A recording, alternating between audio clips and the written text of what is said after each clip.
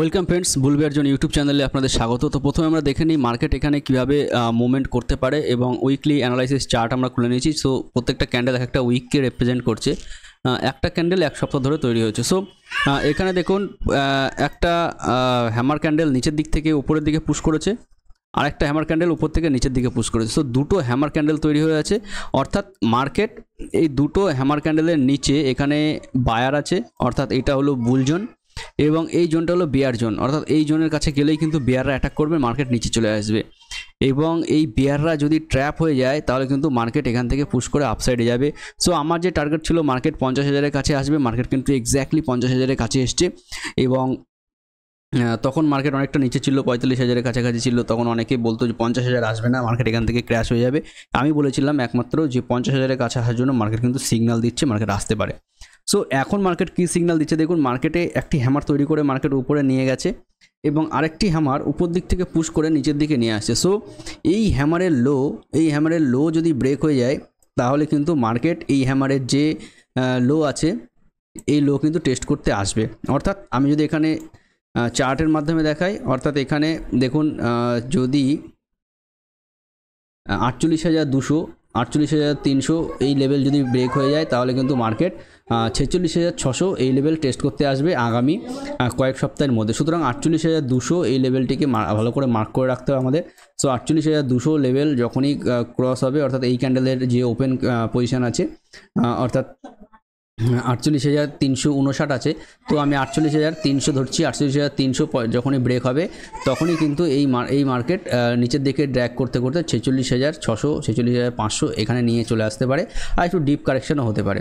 So সেখান থেকে মার্কেটে কিন্তু এই ধরনের মোমেন্টাম পাওয়া যাচ্ছে। আর যদি মার্কেট এই লোর কাছে রিটেস্ট করতে না পারে, এই লোকে যদি সাপোর্ট না দিতে পারে তাহলে কিন্তু এখান থেকে মার্কেটে এইভাবে লো ব্রেক করার পরে মার্কেট এখান থেকে রিটেস্ট করে আবার কিন্তু ফার্দার লোতে যেতে পারে। সুতরাং মার্কেট যেহেতু হাইতে আছে, আমাদের এখান থেকে লোয়ের দিকে মার্কেটকে নিয়ে আসার জন্য চেষ্টা করবে।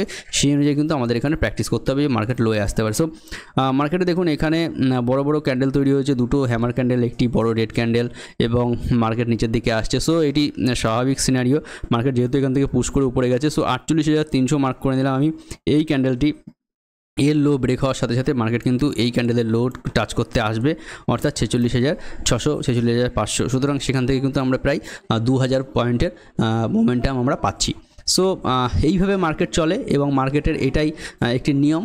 সো মার্কেট আপসাইড করার জন্য মার্কেটকে নিচে এসে মার্কেটকে এই 50,000-এর লেভেল উপরে গেলে মার্কেট কিন্তু তারপরে 50,800 50,051 সেই মার্কেট দিতে পারবে। কিন্তু আপসাইডের মোমেন্টাম এখন মার্কেটে আমার ক্ষেত্রে লাগছে না, যেহেতু ইলেকশন আছে এবং ইলেকশনের আগে মার্কেটে কিন্তু অনেকে মাল অপলোড করে মার্কেট থেকে জাস্ট সাইডে সিট নিয়ে বসতে পারে।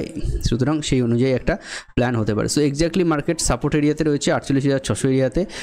সো 48,600 থেকে মার্কেট সাপোর্ট নিয়েছে এবং সেখান থেকে মার্কেট আপসাইডে যেতে পারে এবং যদি মার্কেট এখান থেকে আপসাইডে মোমেন্টাম ক্যারি না করতে পারে তাহলে কিন্তু ডাউন সাইডের মোমেন্টাম আছে। সো কালকে আমরা কীভাবে ট্রেড করতে পারি তার জন্য আমরা একটি চার্ট খুলে নিয়েছি। সো মার্কেটে দেখুন বারবার এখানে বায়াররা চেষ্টা করেছে মার্কেটকে উপরে নিয়ে যেতে, কিন্তু মার্কেট ডাউনে ওপেন হয়েছে। সুতরাং মার্কেট যদি কালকে ডাউন সাইডে ওপেন হয় তাহলে কিন্তু এখান থেকে রিটেস্ট করে মার্কেট নিচের দিকে আসতে পারে। আপসাইডে যদি ওপেন হয় তাহলে মার্কেট এখান থেকে রিটেস্ট করে মার্কেট আপসাইডে যেতে পারে। সুতরাং বেশি আপসাইড নেই, এই যে আপসাইড রয়েছে আমাদের আগের দিনের যে হাই সেই আপসাইডে, সেখান থেকে কিন্তু মার্কেটে আবার ফল আসতে পারে। আর এরকমভাবে মার্কেট নিচের দিকে ওপেন হলে মার্কেট কিন্তু নিচের দিকে ফল করতে পারে। সো এক্ষেত্রে মার্কেটে জাস্ট উপরের দিকে তুলে রাখার চেষ্টা হচ্ছে বিগ ইন্ডেক্সকে ম্যানেজমেন্ট করার জন্য, সো বিগ স্টকে বাইং করে। সো এখান থেকে কিন্তু ইলেকশন যত এগোবে মার্কেটে কিন্তু সেলিং প্রেশার তত বাড়বে। সো 3টে ফেজ ইলেকশন হয়ে গেছে, 4টে ফেজ ইলেকশনের পরেই কিন্তু মার্কেটে মাল ছাড়া শুরু হয়ে যাবে। অর্থাৎ মার্কেটে যাদের হাতে পজিশন ছিল তারা কিন্তু পজিশন রেখে টেবিলে টাকা রাখার চেষ্টা করবে। তো সেই অনুযায়ী কিন্তু মার্কেট অনেকটা নিচে আসতে পারে। সো ইলেকশনের জন্য মার্কেটকে উপরে ইন্ডেক্সে রাখা হয়েছে, এরকমভাবে কিন্তু পজিশন তৈরি করা যেতে পারে। সো নিফটির ক্ষেত্রেও তাই, অনেকটাই সেল আপ এসছে। সো আমরা যদি দেখে নিই নিফটির ক্ষেত্রে একই রকম স্ট্র্যাটেজি থাকবে, নিচে ওপেন হলে নিচের সাইডে করবো, উপরে ওপেন হলে উপরের সাইডে করবো, কিন্তু খুব বেশি হাই যেতে পারবে না। যে টপ আছে টপ থেকে কিন্তু আবার সেলিং প্রেশার আসতে পারে। সো আমরা এখানে একটা ইন্ডেক্স দেখে নেবো যেটি হলো ডিক্সি ইন্ডেক্স।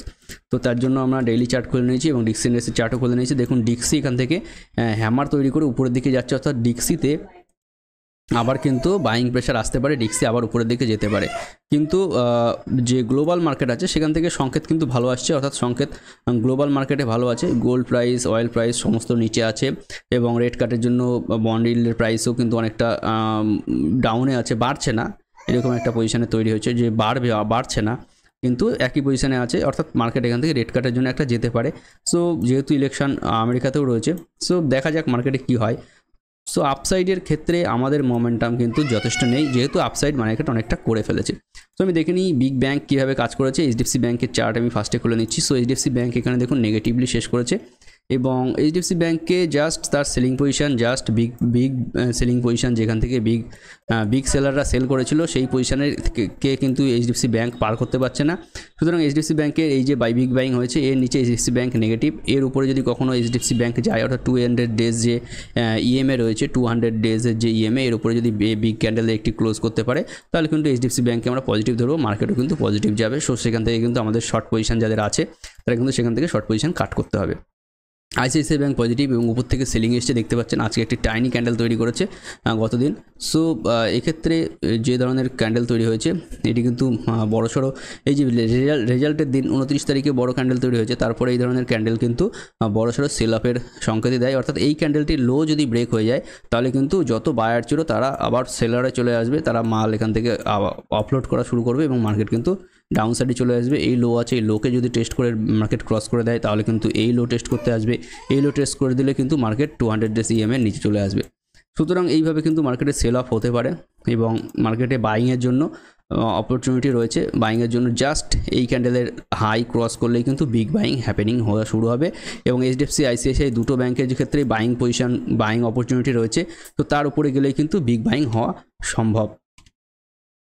সো এসবিআই হ্যামার তৈরি করেছে, এসবিআই উপরে যাওয়ার চেষ্টা করছে, এসবিআইয়ের ক্ষেত্রে অনেকটা বাইং প্রেশার রয়েছে। সো এসবিআই এখান থেকে কিন্তু আপসাইডে যেতে পারে। অ্যাক্সিস ব্যাংকের সেলিং রয়েছে এবং কোটাক মহিন্দ্রাতে সেলিং রয়েছে। আপনারা জানেন কোটাক ব্যাংকের ক্ষেত্রে বড়সড় ব্যাড নিউজ এসছে এবং কোটাক দেখুন অনেকটা যে ডাউন সাইড আছে সেই ডাউনে কিন্তু কোটাক চলে গেছে, তাদের যে লো ছিল সেই লোয়ের অনেক নিচে চলে গেছে, অর্থাৎ কোভিডের যে হাই ছিল 19 সালের কোভিডের হাই, সেই হাইয়েরও নিচে চলে গেছে কোটাক ব্যাংক এবং এখান থেকে কিন্তু কোটাক ব্যাংকে অপরচুনিটি আছে। কোটাক ব্যাংক কিন্তু আপনারা বাই করতে পারেন কোটাক ব্যাংকের ক্ষেত্রে, যেহেতু কোটাক ব্যাংক অনেকদিন ধরে নিচে পড়ে আছে। সো এক্ষেত্রে পাঞ্জাব ব্যাংকের ক্ষেত্রে মার্কেট আপসাইডে আছে, পাঞ্জাব ব্যাংক এখানে ভালো করছে পাঞ্জাব ব্যাংকে। সো পাঞ্জাব ব্যাংকের ক্ষেত্রে এখানে sorry for this, Punjab bank এখান থেকে বড়সড় সেলিং ক্যান্ডেল তৈরি করেছে এবং এখান থেকে পাঞ্জাব ব্যাংকের ক্ষেত্রেও আপসাইড আছে, কিন্তু ডাউন সাইডের জন্য যেসব সিগন্যাল দরকার সেগুলো কিন্তু এইসব ব্যাংক এইসব সিস্টেম কিন্তু সেগুলো চালু করে দিয়েছে। সুতরাং ডাউন সাইডের মোমেন্টাম কিন্তু এখান থেকে শুরু হতে পারে এবং পাঞ্জাব ব্যাংকের জন্য একটি এম প্যাটার্ন টাইপের প্যাটার্ন তৈরি হয়েছে, এরকম প্যাটার্ন যেটা তৈরি হয়েছে সেটা কিন্তু উপরের সাইডেও তৈরি হয়েছে। সো পাঞ্জাব ব্যাংকে হায়ার হাই তৈরি করে যাচ্ছে, এই হায়ার হাই কিন্তু এখান থেকে ক্রস হয়ে গেলে, অর্থাৎ এই লেভেলটা যদি ক্রস হয়ে যায় এখান থেকে, তাহলে কিন্তু পাঞ্জাব ব্যাংকের ক্ষেত্রে বড়সড় সেল আপ আসতে পারে।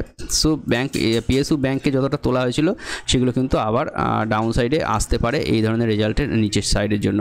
তো সেক্ষেত্রে কিন্তু ব্যাংক নিফটি অনেকটা নিচে আসতে পারে এবং এইচডিএফসি ব্যাংকে আইসিআইসিআই ব্যাংকে বললাম আপসাইডে যতটা রয়েছে ডাউন সাইডের প্লে কিন্তু ততটা রয়েছে। সুতরাং মার্কেটে এখানে ভলাটিলিটি থাকবে। পিএসইউ ইন্ডেক্সও এখান থেকে ডাউন সাইডে প্লে করার চেষ্টা করছে, সাপোর্ট আছে 7385 ক্ষেত্রে, একদম লোয়ার সাপোর্ট রয়েছে 6800 ক্ষেত্রে, এগুলো ক্রস হয়ে গেলে কিন্তু বিগ ডাউন সাইড প্লে করা শুরু হবে মার্কেটে। স্মল ক্যাপের ক্ষেত্রে 3 দিন 4 দিন ধরে বাইং হয়েছে, সেলিং হয়েছে, লাস্ট দিন একটু বাইং হয়েছে এবং সাপোর্ট রয়েছে জাস্ট 16680-তে, অর্থাৎ এই লেভেলটা কিন্তু সাপোর্ট জোন হিসেবে কাজ করবে এখান থেকে।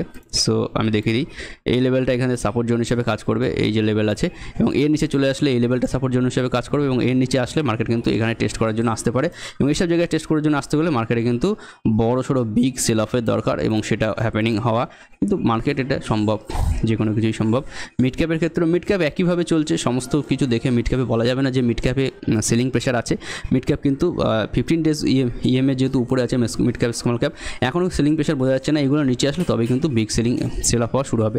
অটো ইন্ডেক্স রয়েছে হাইয়ে, আইটি ইন্ডেক্স নিচে পড়ে আছে, আইটি ইন্ডেক্স এখানে মেটাল হাইয়ে রয়েছে, সব কিছুই হাইয়ে রয়েছে।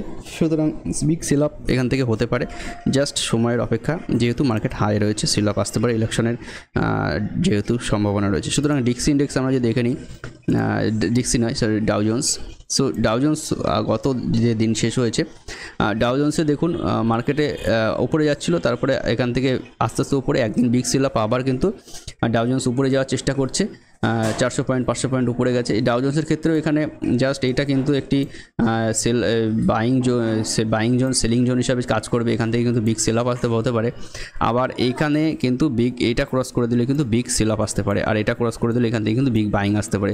তো ডাউ যেহেতু বাইং মোডে আছে, আমাদের মার্কেটও উপরে যেতে পারে। সো ডাউয়ের একমাত্র গ্লোবাল সিনারিও পজিটিভ, কিন্তু লোকাল যে সিনারিও আছে আমাদের মার্কেটের ক্ষেত্রে সেটা কিন্তু হালকা নেগেটিভ আছে। S&P 500ও ভালো কাজ করেছে, ন্যাসডাকও ভালো করেছে, সো সমস্ত কিছু হ্যাংস্যাং ইন্ডেক্সও ভালো করছে। সুতরাং ইকোনমি ভালো হচ্ছে, গ্লোবাল ইকোনমি। সেক্ষেত্রে ইন্ডিয়ান মার্কেট সবার উপরে রয়েছে, যেহেতু জিডিপি গ্রোথ রয়েছে 7.8%। সো ইন্ডিয়ান মার্কেটও উপরে করতে পারে, কিন্তু যেসব সিনারিও দেখাচ্ছে ইলেকশনের যে একটা নার্ভাসনেস, সেটা কিন্তু মার্কেটে ট্রিগার করতে পারে। ইলেকশনের নার্ভাসনেস বলতে রুলিং পার্টি আসবে কিনা সেটা বলছি না, কোন পার্টি আসবে, কিন্তু ইলেকশনের আগে মার্কেটে কিন্তু নার্ভাসনেস তৈরি হয় যে মার্কেটে কীরকম পলিসি থাকবে নেক্সট দিনগুলোতে। তো সেই জন্য কিন্তু নার্ভাসনেস থাকে। সো ইলেকশনের জন্য আমাদের মার্কেটে কিন্তু একটু সেল আপ আসতে পারে। আমি বলছি না যে পুরো সার্কিট লেগে যাবে বা নিচের দিকে অতটা কিছু, বা হালকা যে সেল আপ 1%, 2%, 3%-এর সেল আপ, সেটা কিন্তু মার্কেটে আসতে পারে। সো ইন্ডিয়া ভিক্স উপরে যাচ্ছে, সো মার্কেট যখন ইন্ডিয়া ভিক্স নিচে ছিল তখন আমি বলেছিলাম এখান থেকে কিন্তু সেল আপ আসতে পারে, জাস্ট সেল আপ এসছে। এবং ইন্ডিয়া ভিক্স যদি 16-র কাছাকাছি পৌঁছে যায়, এই 16 ব্ল্যাক লাইনের কাছাকাছি পৌঁছে যায়, তখন কিন্তু মার্কেটে বাইং সিনারিও তৈরি হবে এবং এখান থেকে কিন্তু আপনারা বাই করতে পারেন। সো ইন্ডিয়া ভিক্স নিচে থাকলে সেলিং আসার সম্ভাবনা বেশি। এখানে যখন এসছে আমি তখন বলেছিলাম 10-এর কাছাকাছি, এখান থেকে কিন্তু সেলিং আসতে পারে। সো একদিন বাইং এসছে, তারপরে কিন্তু সেল অফ এসছে, এবং ইন্ডিয়া ভিক্স যখন এই 16-র কাছাকাছি পৌঁছে যাবে তখন কিন্তু একদিন বাইং, একদিন হচ্ছে সেলিং এসে তারপরে কিন্তু মার্কেটে বাইং আসতে পারে।